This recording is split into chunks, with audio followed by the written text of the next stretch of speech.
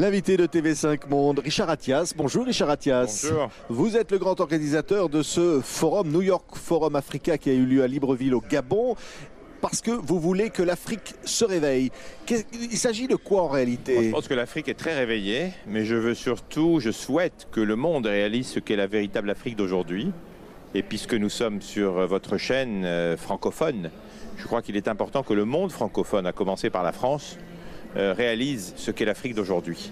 Il y a encore beaucoup trop de clichés, beaucoup de tabous, et on regarde plutôt le verre à moitié vide. C'est quoi les clichés, Richard Attias? Qu'est-ce qu'on dit vraiment sur l'Afrique aujourd'hui? On pense encore que l'Afrique est une Afrique qui est très corrompue, on pense que c'est une Afrique qui n'a pas de leadership, on pense que c'est une Afrique qui est encore enfermée dans les clichés de France-Afrique, on pense que l'Afrique aujourd'hui certes a des problèmes sociaux insurmontables, on pense que l'Afrique etc. C'est une image désespérante de l'Afrique. Non, c'est un cliché qui existe depuis longtemps. Vous savez, il y a 15 ans, certains disaient même qu'il fallait passer l'Afrique en pertes et profits, pour faire une analogie avec le monde de la finance ou de l'entreprise. Eh bien, pas du tout.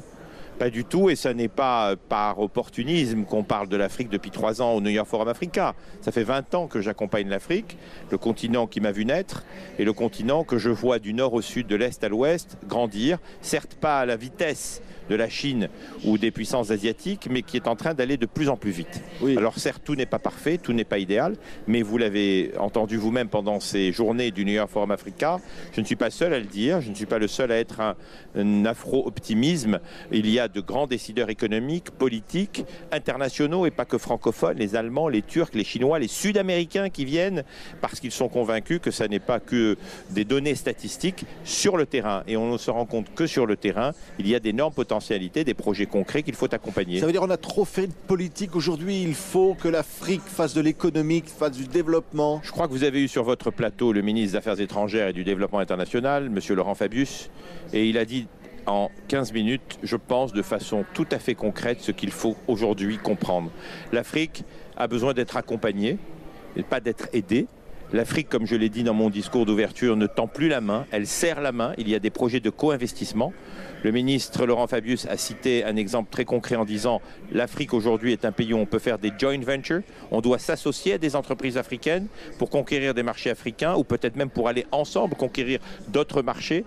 La France fait aussi les yeux doux, il l'a dit, ce sont ses propres mots, à des investisseurs africains pour qu'ils viennent en France. Et donc ça, ce sont des données qu'il faut prendre en compte.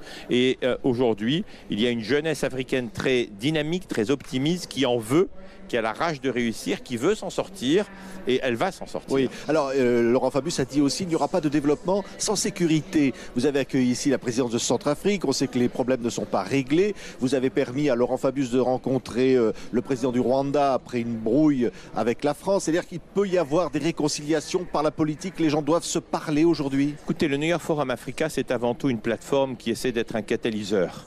C'est comme ça qu'il faut le prendre. Et donc, qui dit catalyseur, dit que l'on veut trouver toutes les occasions pour que se réunissent et que se discutent tous les sujets relatifs au continent. La sécurité en est un, il est majeur. Nous l'avions abordé dès la première édition, car nous savons qu'il n'y a pas d'économie croissante et stable et d'investissement dans des pays ou dans des régions totalement instables politiquement et non sécuritaires. Je ne mettrai pas, entre guillemets, mon argent dans un pays où je ne sais pas ce qu'il en adviendra le lendemain. Donc ça, c'est très important de l'évoquer, et c'est pour ça que il y a de plus en plus de coopération internationale et de coopération panafricaine pour sécuriser les régions en Afrique. Le deuxième sujet important, c'est aussi d'avoir évoqué les jeunes. Les jeunes sont la force vive de ce continent. Certains sont sans espoir, ils n'ont pas de visibilité. Donc nous avons voulu innover cette année en créant le premier forum, sommet même, du citoyen africain, des jeunes de moins de 26 ans. Plus de 600 étaient là et plus de 5000 ont répondu à une enquête en ligne dans laquelle nous essayons de comprendre leurs aspirations, leurs souhaits, leurs craintes pour entamer une fois encore un dialogue entre décideurs politiques, à l'initiative du président Ali Bongo, Ondimba, du président Kagame et bien d'autres, pour justement avoir ce débat. Et puis, c'est aussi une source d'inspiration, ce genre de plateforme. Parce que quand on entend un footballeur originaire du Congo, comme Dikembe Mutombo, qui a réussi à la NBA, Youssou N'Dour, ou bien d'autres, qui viennent expliquer que la culture, la musique, le sport peuvent être aussi des voies de développement ou d'épanouissement, c'est intéressant. Et enfin, eh bien, il y a des hasards de vie qu'il faut exploiter. Et le président Bongo a vu que lorsque à la fois le ministre Laurent Fabius avait accepté son invitation et la nôtre, et que le président Kagame du Rwanda avait accepté notre invitation et la sienne, eh bien, quoi de plus naturel que d'essayer de mettre autour de la même table des personnes qui étaient un peu en froid, comme vous le savez, il y a quelques semaines, et je trouve ça formidable. Il n'y a que le dialogue qui peut faire avancer les choses. C'est inviter l'Afrique autour de la table, c'est-à-dire qu'il y a le Davos des pays riches, il peut y avoir un Davos africain.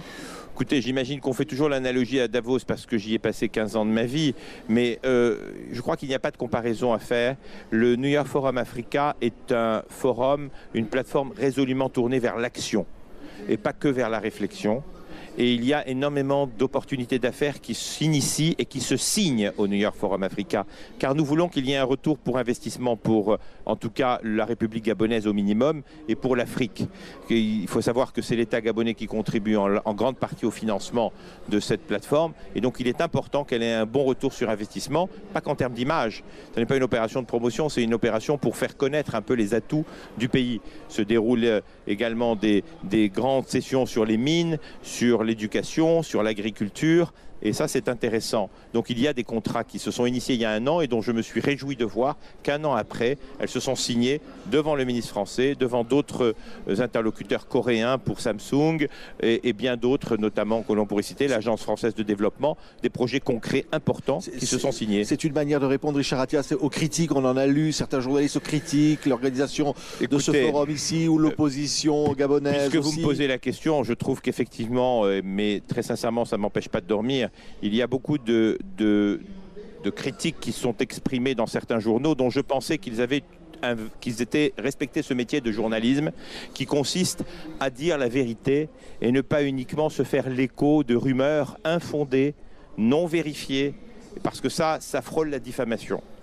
Et aujourd'hui, ce que je peux dire, c'est que quand vous avez un tout petit corpuscule qui balance des chiffres faramineux qui sont totalement faux, ou qui balance des informations qui sont totalement fausses et tellement faciles à vérifier, y compris auprès de moi, qui accepte de donner une interview, mais dont les propos ne sont pas répétés, ça devient très ambigu, mais peu importe. Ce que je veux dire, c'est que ce n'est pas comme ça qu'on va déstabiliser ni un pays, ni une action, parce que c'est une action qui se veut positive.